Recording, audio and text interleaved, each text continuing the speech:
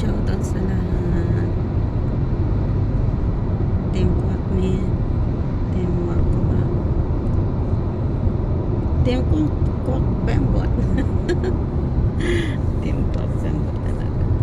Team General, Team Bisda, Team Mishaf Leon, Team Mark, shoutout. Ang ganda ng patugtog. Ilang 25 minutes simula sa amin.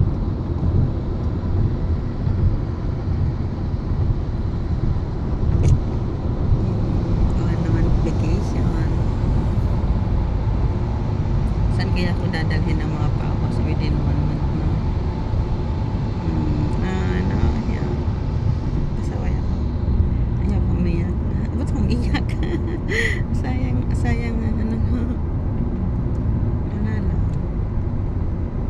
Tears of Joy maybe. Ayan, ang ganda dyan pasyalan, may mga dinosaur dyan. Dubai Garden Club, maganda dyan. Ayun yung dinosaur. Wow. Ano yung mga madadaanan natin dito? Tingnan natin kung ano mga madadaanan natin dito. Ako lang, walang naghatid sa akin. Ang saya. Ang saya lang. Ay, ewan ko ba.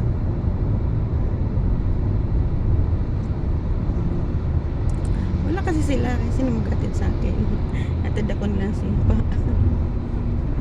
May mga trabaho din yung mga kaibigan ko. Kasi ang araw ngayon is Thursday. So, tapos hapon pa dito. Kaya, wala talagang maghatid sa akin. Sa Pinas kaya sino magsusunda sa akin? Kilala niyo sino magsusunda sa akin? Pa-comment naman kung sino magsusunda sa akin. Kilala niyo?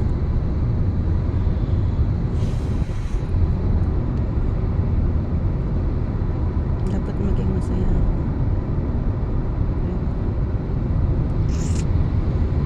Basta masaya na rin ako. Hindi ko lang alam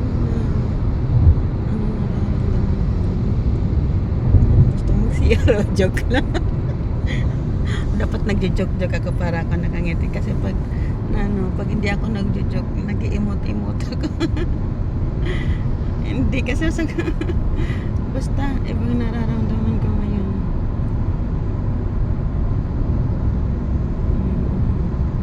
Mia Mia 50-50 ang emotion ko ngayon.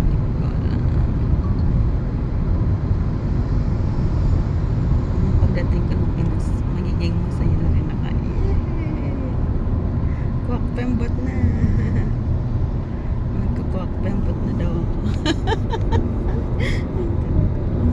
Dapat tingnan na yung passport ko. Nakalimutan ko. Shit. Pag nakalimutan ko. ID ko. Hindi ba yun? Ang requirements lang naman sa pag-uwi is passport tsaka yung Emirates ID. Yun lang. Pero pag mga bagong uwi pa lang or yung mga nag-change sila ng employer, kailangan nila ng verification of contract. Kailangan ipa-verify nila yung contract nila para sila makauwi. Ako kasi same employer lang, kaya di na ako nagpa-verify. So may exemption ako sa OEC exemption. Mag-ano na lang ako yun. Bago ako bumalik, kukuha ako ng online. Tapos, ipaprint ko na lang mga 3 copy.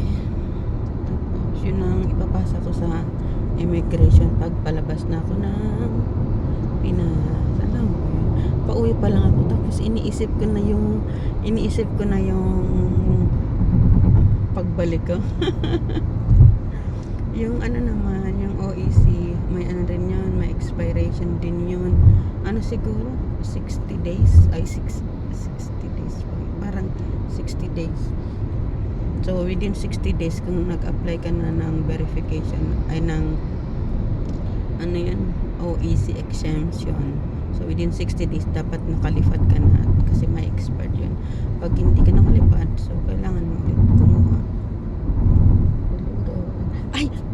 excited naman pala yung bagong OFW launch pa yan. Diba? Matry nga yun. Malapit na ako. Ay, matutulog ako buong magdamag nito sa airport kasi gabi yung flight ko. So, ang flight ko is 7:40 p.m. 7, 8, 9, 10, 11 11 p.m. Pinas time. Yun, dito na malapit na ako sa airport. Yahoo! Prime Hospital. Yan, malapit na ako. How many minutes, kuya? 2 minutes. 2 minutes? Yes. Ah, okay. We already reached. Nandito na daw ako kasi nakatumis. Kasi nag-start ako nung video ko. I asked you 3:30 we will be there. Now 3:24. Before 5 minutes we are. Okay, good kuya. Thank you.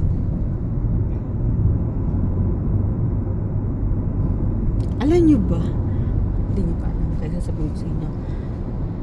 Same flight kami ni Sis Nida. Yahoo! Timuwakwak. Same flight talaga kami.